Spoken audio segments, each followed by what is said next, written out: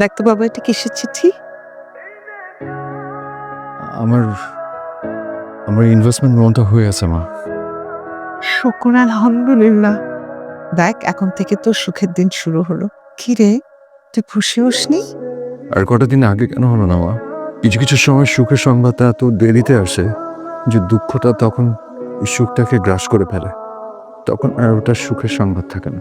তোর কথা বুঝতে পারছি না বাবা, কি হয়েছে? মা, আমি ঋতু নামে একটা মেয়েকে পছন্দ করতাম। অনেকদিন ধরে ওর সাথে আমার পরিচয়।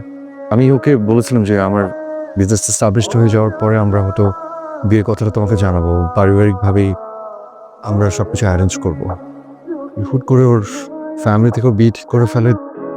দেন ও ডিসাইড করে যে আমরা বিয়েটা করে রাখি কাউকে না জানিয়ে, পরে সবকিছু ঠিকঠাক হলে আমরা জানাবো। আমরা বেরো হয়েছিলাম, মনে আছে একদিন বললাম মা আমি চিটাগং যাচ্ছি, একদিনের জন্য চলে আসবো। ও যখন বাস থেকে বের হয়ে যায় ওর বাবা স্ট্রোক করে মারা যায়। এখন সিচুয়েশনটা একদম ডিফারেন্ট মা। ও ঠিক করেছে যে ওর বাবার শেষ ইচ্ছে পূরণ করবে। এখন কি করবো মা? বাবা, তুই ওর কাছে যা। যে কোনো সমস্যার সমাধান করতে হয় সেটা মুখোমুখি হয়। এই যে সুখের সংবাদটা, এটার পেছনে তোর একটা অবদান আছে। তুই ওর কাছে যাবা। আমি যাচ্ছি মা। ঋতু, ঋতু, ঋতু, ঋতু প্লিজ, ঋতু প্লিজ একটু কথা বল। রাতুল, আমি তোমাকে মানা করেছি রাতুল, আমি তোমার সাথে দেখা করতে পারবো না, তুমি এখান থেকে চলে যাও প্লিজ। আমার দোষটা কোথায়? আমি কি করেছি? কেন এরকম করছো? কি হয়েছে তোমার? তুমি কিছু করোনি, যা হয়েছে আমি তোমাকে SMS এর মাধ্যমে সব বলে দিয়েছি। রাতুল প্লিজ তুমি যাও। Please don't do that. তুমি এরকম করতে পারো না। একটা মানুষকে বুকে টেনে নিয়ে তাকে এভাবে গলা টিপে মারলে কেউ মেনে নেবে না।